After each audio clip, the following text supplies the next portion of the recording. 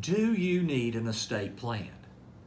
You know, I like to say if you own something and you love somebody, you need an estate plan. And there are certain legal documents you need to have in place. And these legal documents take care of you while you're alive and then take care of your stuff and the people you love when you're gone. And so there are several key documents you need to have, and there are mistakes people make. So we'll just kind of hit a broad overview of that. So the first is, of course, you need a will. Now, the will just says who gets your stuff when you pass away. The will is an at-death document. It means nothing until the day that you pass away. The biggest mistake I see is not keeping it up to date. Every few years, I would say every 4 or 5 years, you need to be getting out your legal documents and reviewing them, checking with your attorney to see is there anything you need to update. You know, maybe there was a Tennessee statute that changed. Or if you have a major life event in your family, which would be a marriage, a divorce, a birth, or a death. You need to get out your legal documents and review them.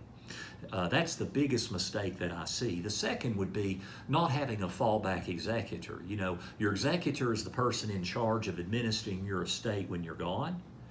Well, maybe you name your spouse, but then you've got 3 kids you didn't know who to name. Or maybe you're not married, you have a child, you only have 1 child, so you name that child. Well, if your executor cannot perform that function, who's going to be the executor? You need to always have a fallback there. Now then, the second set of documents would be your powers of attorney. There is a medical power of attorney and there's a financial. The medical is for someone to make your medical decisions when you cannot. The financial is for someone to pay your bills and administer your affairs when you cannot.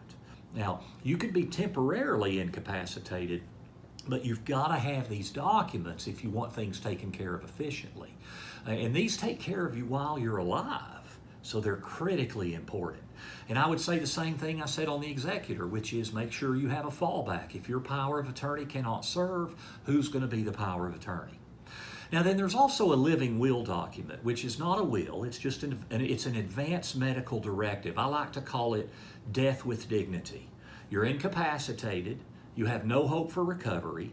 How do you want to pass on? More and more, you know, if you have a properly executed medical power of attorney, you don't have to have a living will.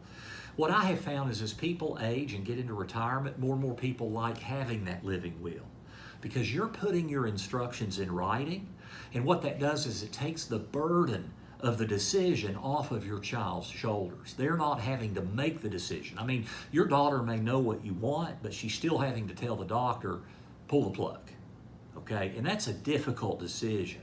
Whereas if they have a piece of paper that says what you want in writing, then they're just saying, hey, here's what mom wanted, so here's what we're gonna do. So that, you know, that's, I think as you age, more and more people do that.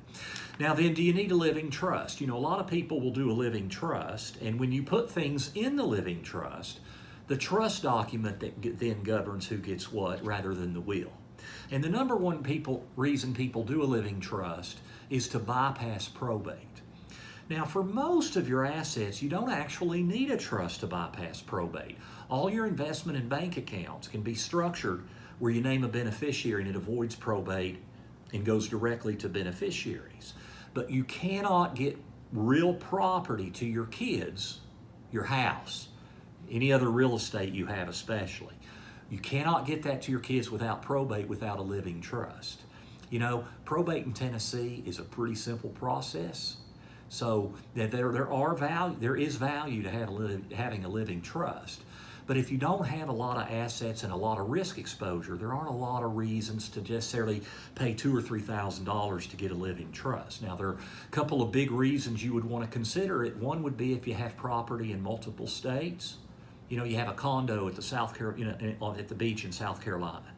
You might want to have that in a trust so that your kids don't have to probate in both states. And then if you're going to do that, might as well probably put the Tennessee house in the trust too. So property in multiple states would be a great reason.